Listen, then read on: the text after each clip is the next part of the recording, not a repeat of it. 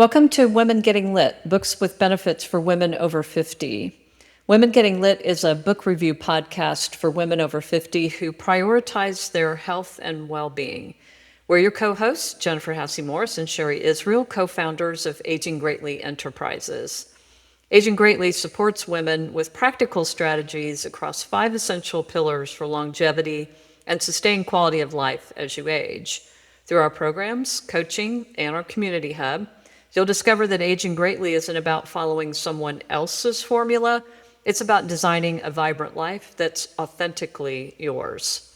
Our mission is simple but powerful: to inspire you to add years to your life and life to your years. In our book review podcast, we give you a short overview of a book, including some key themes of that book.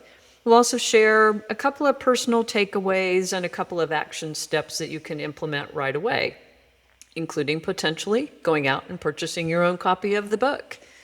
So today we are reviewing Ageless Aging, a woman's guide to increasing health span, brain span, and lifespan. And it is written by Maddy Dychtwald and Kate Hanley. Maddy Dychtwald is the co-founder of AgeWave with her husband, Dr. Ken Dychtwald. In addition to being a researcher and a social scientist, she's conducted several studies on women and finance, a particular area of interest and expertise. She's the author of a total of 4 books, and she was recognized by Forbes to be one of the top 50 female futurists globally. And for those of you who are watching, not just listening, you can see all the Post-it note tabs in here, a well-used book. We are so excited to bring this book to you because Jennifer and I both feel this is a must-have book related to health and longevity. The book has really gone above and beyond, even though we have loved many of the researchers and authors that we have covered and have yet to cover. This book offers very practical insights for you to be able to evaluate your own wellness journey. Where are you right now? And what are you doing that might be contributing or not? Or maybe you're doing really positive things to impact your long-term health. The book does provide some biological science information, very easily understood, not as perhaps intense as others that we have covered. But additionally, she really does go through and help you create a plan for yourself to go through the long haul of evaluating where am I right now, where do I want to go, and what do I need to do. The chapters cover much of the pillars that Jennifer and I have covered before on health and wellness, but there's additional chapters on menopause, on finance, on other elements of health as well. One of the things that I really liked about this book that's a little bit different from other books that we have covered is that in addition to giving you information, she literally tells you where to find it. I wanted to share a few examples of that. She offers information on facilities that specifically concentrate on bone density that you can go to and work on that part of your health. She offers information on specific labs that will do different types of procedures. One, for example, is she talks about the different labs that will offer detection for 50 different types of cancer in their very, very earliest stages when they are usually not detected if you go to your doctor or whatever, not yet detectable. She'll offer information on ways to if you wanted to do your biological age test, which determines what is your biological age versus your chronological age. You could be younger in age in reality or older based on those particular tests, but she tells you which labs offer that. She'll tell you things about where you can find biometric apparel if you want something like that. She literally names the names of locations and ways to find that information, which I thought was really valuable, and it's different than the other books that we have covered in the past. Jen? It is great. Yeah, really, really specific information. And that really relates, Sherry, to, I think, probably my top kind of personal takeaway. She has a whole section, and I love the way she says it. You are really here to be CEO of your healthcare. You need to know your own body. You are the expert at your body, and you assemble a healthcare team that helps you to monitor that and provide some additional information. I love some of the things that she lists. If you buy the book, it's on page 185. And a couple of things, I'm just going to list off 5 things that Sherry just listed a couple of them, that she says, here's things that you need to track regularly so that you know your own body. Weigh regularly. And at first I was like, yeah. I weigh when I want to lose a little bit of weight. And she points out it isn't for that specific reason, though if that's one of your goals, it's useful for that. But that is a great monitor of what might be going on with your health. You could be actually losing weight, not intentionally, which could be some sort of symptom of something going on. So weighing regularly, taking your blood pressure regularly, measuring your blood oxygen regularly, which you can do at home. You don't have to go to a lab. Testing your gut biome, that's something that you do have to request. And then Sherry just mentioned testing your biological age. So, it's sort of like the way you're tracking your goals or, tracking the information that you really need in order to make good decisions about your body. For me, it just flipped a little bit, in thinking about those are all things I can track easily, first thing in the morning, once a week, whatever it is, right? So something that's really easy for me to keep track of and to actually absolutely be CEO of my own healthcare.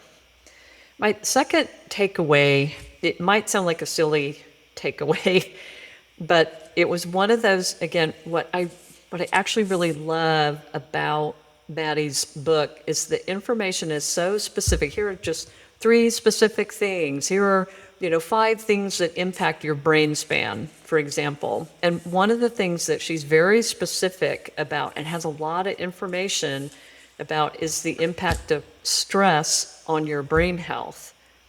And I do a really good job of talking about the need to reduce my stress and setting goals to reduce my stress and understanding how it's impacting my brain health, but then not getting really specific about some of the things that I really could be doing that are well in my control. So you might laugh when I tell you my takeaway.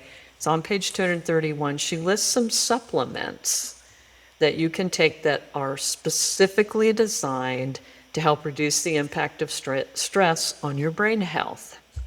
So I read that with great anticipation of what I might add or what I might offer. So I have tagged one to talk with my healthcare provider about.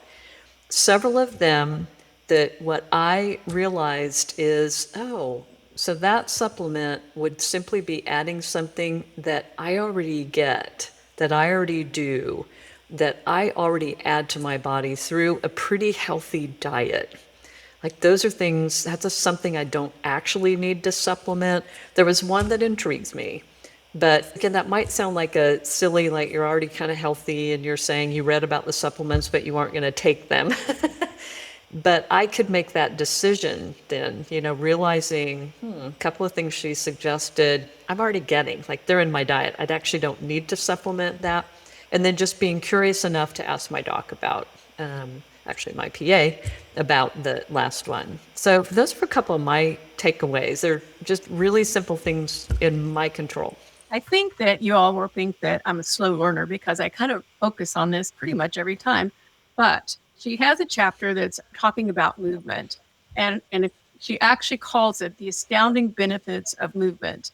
And the thing I would have as they're both related to that for my takeaways, I think. The first one was I have done HIIT type of exercise before, the high intensity interval training programs, but I kind of hit and miss on that. And I did not realize how big of significance that really is to the body. She talks about a study that was done in 2017. I'm going to read just a line from that, but it was done in the Cell Metabolism was where it appeared. But it suggests that HIIT workouts can reverse the signs of aging at the cellular level. I was like, wow, that caught me off guard a little bit. And I think I've read enough that exercise is significant in that respect, but I didn't realize that the HIIT program was quite so impressive. I did do Orange Theory for a period of time and stopped doing that when I picked up strength training, CrossFit, but that's something I need to look at again. And she talks about really all you have to do is you do an activity for a period of time at your highest level, then you back it back down, have a rest period of a similar level, and so forth, back and forth. So that really is a HIIT program. The other one that really stood out to me was additional information on strength training. She did quote a person that I really thought this was significant, Carla Prado, a PhD professor of nutrition. She writes, muscle mass should be looked at as a new vital sign. And I had not, that really caught me by surprise because to me that's a very stark comment. She said that in 2018, a meta-analysis found that having higher muscle mass gave women with breast cancer a 60% higher survival rate and helped people in the ICU spend less time on ventilators and get out of ICU faster with greater improved quality of life and survival rates. That's strength training. That kind of surprised me, I guess. So I know that I will continue working on my strength training and that muscle mass. I always think of muscle mass and bone density together and so forth, but I guess I was very surprised at that statement that they found that in their study. So those are my takeaways, I think, is to continue to work on those things for myself.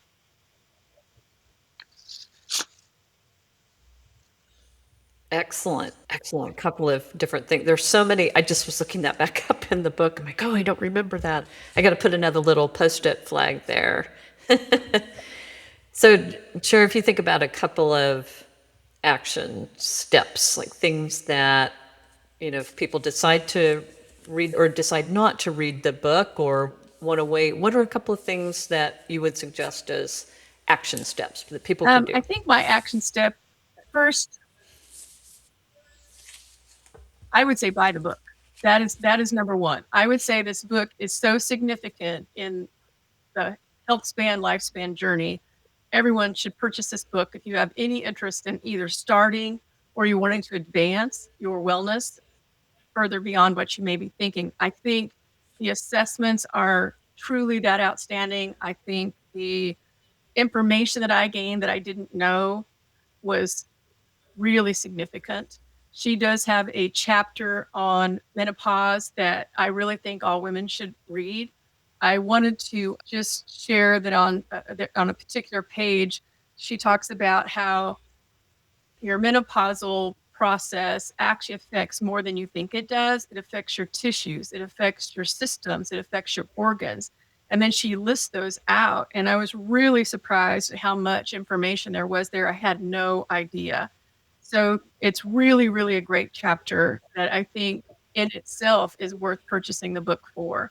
I would also finally just say move. And one of the statistics she quoted was that people who sit for 6 hours or more a day are 95%, or excuse me, 94% more likely to have a stroke or a premature death from all cause for women. So to me, that is very significant. And so that would be an action step I would say to put together with my takeaways. Move, move, move, move. Those were mine. Move, move, move. Yeah. We do sound a little bit like if you hear that message over and over, we are repeating that multiple times, but it comes up multiple times in many of the books that we're reading. And I agree, sure. Her chapter on menopause is really great, really pointed. There are a couple of other books we may review in the future, so you can feel really validated that you're not crazy, you're not losing it. Like your body changed at the tissue Well, and level. it's beyond the symptoms you experience. It literally has changed. And yeah, very important to know Yeah, that, and important yeah, so that you can talk with your doctor about your experiences as well. yeah, absolutely. Well, I am going to emphasize that a takeaway, an action step, that whether or not you purchase the book, We really liked her approach in the back of the book where she walks you through what she calls the Ageless Aging Action Plan. And it's very similar to the approach that we have decided to take in our work with women. And the reason we think that's so important, just like our the tagline that I share at the top of the podcast, you're not following someone else's formula. You've tried that before, it doesn't work. So you are designing a plan that fits your body, that fits your life. And I really we didn't completely copy it. We modified it a little bit for, what women were telling us was helpful for them. But the way she outlines it is spot on. You start where you are and determine a couple of things. Are you already taking this particular appropriate step for action? Are you not interested in this particular recommendation for whatever reason? You're not interested at this time? Are you ready to start doing something, or are you ready to take it to the next level? And we love that approach where it is start where you are and then determine what you're really committed to. There are a couple of things when I was looking at Maddy's bio, I want to highlight as we kind of close out a couple of things from her website, the Ageless Aging website. So she says, we're in the midst of a longevity revolution, and that's particularly true for women. Women can expect to live 5 years longer than men. A 15-year-old woman will live an average of 35 more years. Women comprise 80% of centenarians, which is now the fastest growing segment of the world's population. Amazing statistics. But despite those incredibly hopeful statistics showing how women are living longer, women are not necessarily living well, typically spending the last 14 years of their lives in a cascade of poor health. But current research tells us that it doesn't have to be that way. Up to 90% of your health and longevity is within your control, rather than at the mercy of the genes you were born with. The reality is that most women are not taking advantage of the knowledge that could lead them to living better, longer. So that's what we hope might inspire you to pick up the book or listen to it. So we hope you purchase it wherever you purchase books that are of interest to you. And we thank you again for joining us on Women Getting Lit, books with benefits for women over 50. Hope you enjoyed the book and follow us to make sure you get the next book review. Thanks for being here.